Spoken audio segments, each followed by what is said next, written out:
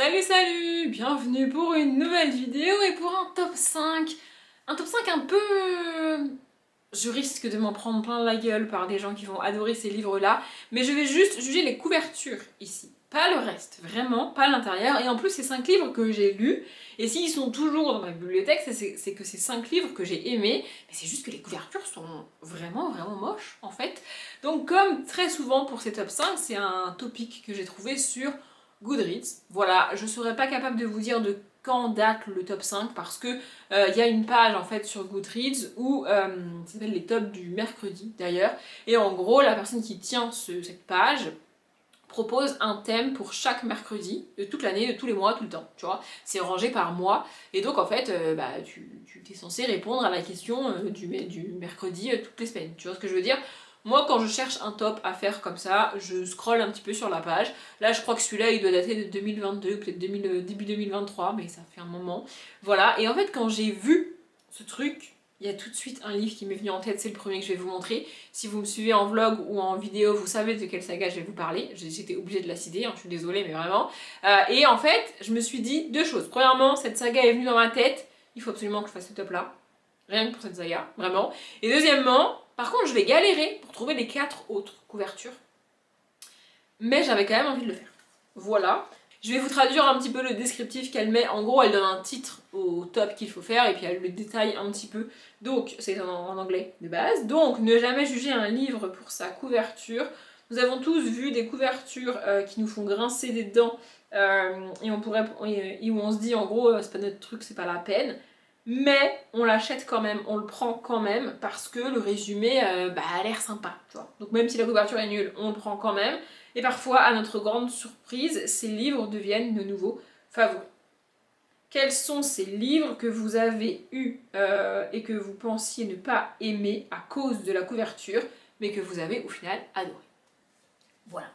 Bon, j'avoue que j'ai un petit peu laissé de côté le au final je les ai adorés. Je suis partie du principe que s'ils étaient dans ma bibliothèque, c'est que de toute manière je les ai aimés.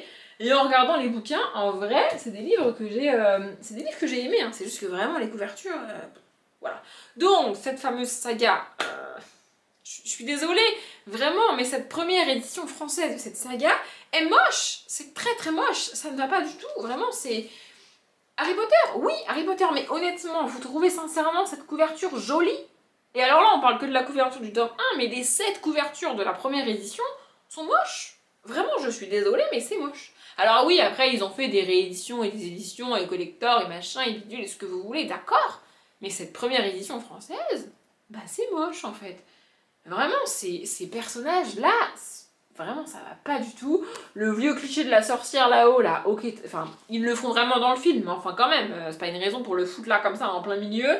C'est quoi cette illustration de Poudlard hyper moche? Enfin, vraiment, cette couverture, il n'y a rien qui va. Il n'y a rien qui va. Je suis désolée, mais c'est moche. Non, vraiment, c'est moche. Alors, j'aurais jamais acheté ce bouquin si j'avais vu cette couverture comme ça. Vraiment, j'ai acheté et lu Harry Potter parce que c'est Harry Potter et que j'avais vu les films avant, tu vois. Mais vraiment, si j'avais juste vu ça, jamais j'aurais eu le bouquin. C'est dommage. C'est dommage. Une couverture, ça fait beaucoup en fait. C'est vraiment dommage. Ensuite, on a ce livre-là. Je trouve la couverture vraiment très moche. C'est ce truc rouge et tout. Alors oui, quand tu connais le résumé, tu comprends c'est quoi ce truc rouge en plein milieu. C'est quand même pas hyper bien fait. Peut-être que vous l'avez vu en haut, c'est un livre que j'ai eu offert pour 2 livres 10-18 achetés. Voilà. Et donc c'est Les Cerfs-Volants de Kaboul de Khaled Hosseini. J'aime beaucoup Khaled Hosseini. J'étais contente. Je sais plus en fait si je les ai commandés et du coup j'ai choisi Khaled Hosseini en livre offert ou si on me l'a envoyé comme ça. Je sais plus, mais c'est fort possible que j'ai choisi le Khaled Hosseini même avec cette couverture dégueulasse parce que j'avais déjà lu du Khaled Hosseini. J'adore Khaled Hosseini. Ça fait un moment que j'ai lu ce bouquin. Je vous avoue que j'ai même pas de post-it dedans. C'est-à-dire qu'aujourd'hui, quand je lis les bouquins, sur un petit post-it, j'écris vite fait le résumé et un petit peu ce que j'en ai pensé. C'est un post-it, hein, je fais pas un roman non plus, tu vois. Mais comme ça, j'ai un espèce de souvenir de ce que j'ai pensé du bouquin. Et donc, je le mets dans le bouquin. Parce que là, il n'y a pas de post-it. Ça veut dire que j'ai lu ce bouquin avant de faire ce système de post-it. Et donc, il y a très longtemps. Donc, je vais vous lire le résumé. J'adore les livres de Khaled Hosseini de manière générale. Il y en a un qui est très connu de lui. Je ne sais plus comment ça s'appelle. Attendez, peut-être que c'est marqué dedans. 1000 soleils splendides. C'est ça, 1000 soleils splendides, ce livre est...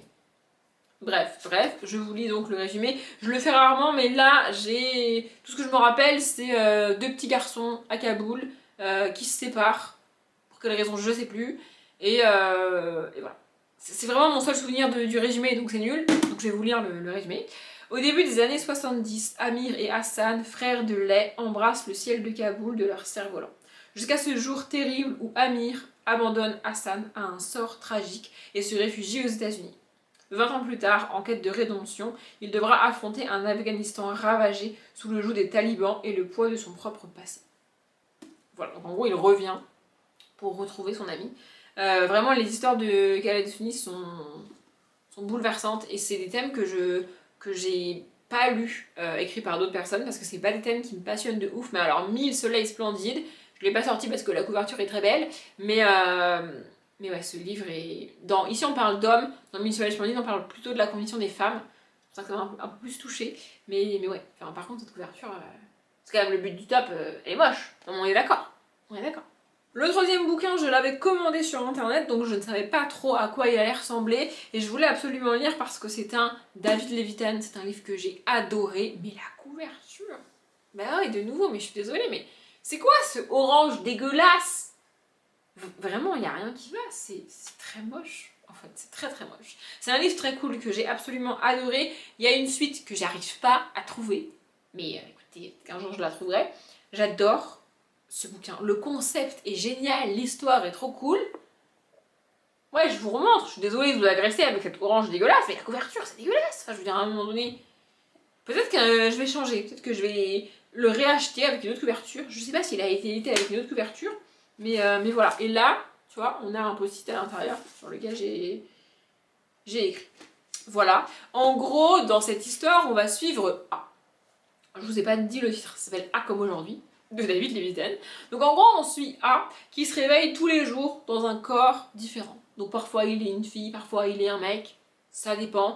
Et il est dans une ville différente, avec une famille différente, dans un lycée différent, etc., etc. Il a toujours à peu près le même âge quand même. Et donc en fait, on va suivre A dans ses corps successifs et différents. Le problème, c'est que le jour où on le rencontre, il va rencontrer une jeune fille qui s'appelle Rhiannon. J'avais Shannon en tête, j'étais pas très loin. Qui s'appelle Rhiannon, et il va tomber amoureux de cette jeune fille. Sauf que comme il change de corps tous les jours, c'est pas très pratique. Enfin, vous voyez. Et toute l'histoire, c'est cette histoire d'amour entre A et Rhiannon. C'est une histoire vraiment très belle, une histoire vraiment touchante. J'en garde un souvenir vraiment vraiment très cool et je sais qu'il y a une suite. Il me semble que la couverture est à peu près dans le même délire mais bleu. Mais j'ai jamais réussi à trouver la suite. Voilà, ce livre est vraiment vraiment très très cool. J'ai adoré l'histoire, pour le dédier à sa couverture, ça vous avez compris. Mais le livre est vraiment bien.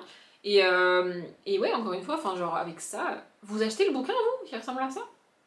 En fait, le problème que j'ai principalement avec les couvertures, c'est que comme moi je lis quasiment jamais les résumés, j'ai vraiment que la couverture pour me donner envie d'acheter le bouquin. Vous voyez? Et je vais pas avoir le réflexe d'attraper une couverture que j'aime pas en me disant bah je vais lire le résumé, peut-être que ça va être cool. Je lis pas les résumés.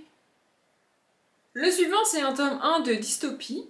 Et non, ce n'est pas Divergente, c'est Enclave de Anne Aguirre. C'est pas Divergente, et pourtant le personnage ici fait quand même pas mal penser à Triss. Hein. En tout cas pour moi. Mais vraiment, cette couverture c'est pas dingue. Enfin, je veux dire, c'est pas ouf ouf. J'ai acheté ce tome 1 parce qu'on est sur un tome 1 d'une dystopie young adulte, un petit peu dans la lignée de Hunger Games, de Divergente. Voilà. Et j'ai adoré Enclave. Vraiment, j'ai vraiment vraiment adoré Enclave. En gros, on va suivre un peuple qui vit sous terre. La terre a été un petit peu irradiée et c'est dangereux de vivre à la surface de la terre. Donc les gens se sont réfugiés littéralement sous terre, dans des souterrains, du métro, des trucs comme ça. Et donc voilà, ils vivent dans une enclave. Sauf que au début elle quitte l'enclave. Je sais plus pourquoi. Je sais plus si elle quitte d'elle-même l'enclave, si elle est exilée. Je sais pas ce qui se passe avec elle. Comment elle s'appelle d'ailleurs? Trèfle, il me semble. Ouais, elle a un nom comme ça. Bref, elle quitte l'enclave et donc elle va sortir à l'extérieur alors qu'a priori c'est techniquement dangereux et elle peut mourir. Et on va suivre ça. cette sortie à l'extérieur, cette survie en extérieur.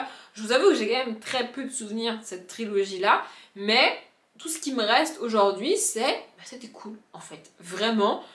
Pas au niveau du Hunger Games pour moi, mais franchement c'était une bonne trilogie de dystopie qui mérite autant que Divergente par exemple pour moi. Vraiment j'ai beaucoup aimé.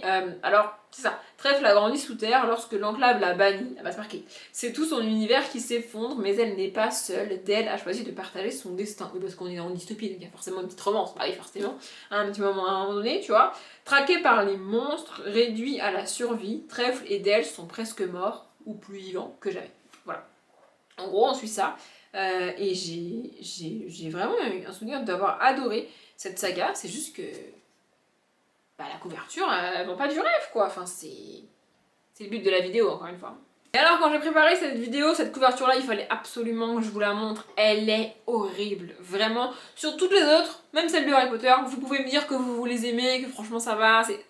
Ok, chacun ses goûts, pas de soucis. Mais alors là, celle que je vais vous montrer là, personne n'a le droit de me dire « Non mais ça va, c'est quand même bien ». Non, non. Ce montage est kitschissime à mort. Cette couverture est dégueulasse. Je savais en l'achetant que le bouquin ressemblait à ça. Mais parce que c'est une autrice que j'adore, je l'ai acheté comme ça. Parce qu'il n'y a pas d'autres couvertures disponibles. Mais franchement, c'est dégueulasse. Non mais vraiment, je vous jure, ce livre est dégueulasse. C'est quoi ce montage digne des années 90 voire 80? Non mais je vous montre de plus près, vraiment, c'est immonde. C'est immonde, je suis désolée, c'est immonde. Donc c'est Wild Man de Jack Ronover. C'est Jack Ronover, c'est une romance. J'adore Jack Ronover, j'adore les histoires et les romances et les personnages de Jack Ronover. Mais là, franchement, ce montage... Et puis en plus, on parle de Hugo Roman. Enfin, je veux dire... Je sais pas si c'est la couverture VO, je crois pas. Mais que ce soit la couverture VO ou pas, on parle de Hugo Roman. C'est-à-dire que si c'est la couverture originale, on parle de Hugo Roman, ils sont capables de nous faire une autre couverture mieux que ça. Tu vois. Et si c'est pas la couverture originale, on parle de Hugo Roman. Pourquoi ils nous ont fait cette couverture dégueulasse? On parle pas d'une petite maison d'édition, tu vois. Enfin, je veux dire, ce montage avec ce paysage, ce cheval et ce visage, c'est dégueulasse. Vraiment, c'est un montage digne des années 90. C'est nul. Ce livre est pas du tout sorti dans les années 90, hein. Non mais je précise quand même. C'est pas du tout sorti dans les années 90, hein. C'est sorti après 2010, sûr. Attends, il faut juste que je retrouve l'année, mais c'est sûr. Voilà, 2018. Dépôt légal, mars 2018. Titre de l'édition originale, Retraite 2016. À quel moment vous nous pondez ce montage dégueulasse? Vraiment, Donc là, vous avez pas le droit de me dire que ça passe. Non, ça passe pas. Et puis les 3 tomes de la saga sont comme ça. Et du coup, on n'a jamais eu le tome 4, d'ailleurs, parce qu'ils foutent Hugo Roman. Mais en même temps, peut-être que les tomes se sont pas beaucoup vendus. Avec une couverture pareille, comment vous voulez que les tomes se vendent? C'est Jack Ronover, mais enfin quand même. Cette couverture... Ouais, je suis énervée, c'est dégueulasse. Comment tu peux faire ça avec Jack Ronover? C'est dégueulasse. Même dans les yeux, quoi. Même le détail du montage dans les yeux, c'est nul. Vraiment. Voilà, je vous ai montré les 5 livres avec des couvertures moches, selon moi, que j'ai trouvé dans ma bibliothèque. Si en commentaire vous voulez me citer des livres que vous avez vous et que vous trouvez qu'ils ont une couverture moche, franchement n'hésitez pas. Moi en général j'ai la patience d'attendre de trouver le livre avec une couverture que j'aime bien et dans une édition que j'aime bien. Mais parfois, j'ai pas le choix, parce qu'il n'y a pas d'autres éditions disponibles. Donc, ou alors je le commande sur internet et du coup je ne sais pas quelle couverture ça va être. Et je me retrouve avec des couvertures que j'aime pas, mais ça reste quand même assez rare. Mais voilà, bref, j'espère que cette vidéo vous a plu. Comme d'habitude, je vous souhaite une bonne journée, un bon après-midi, un bon appétit ou une bonne nuit. Et je vous dis à bientôt.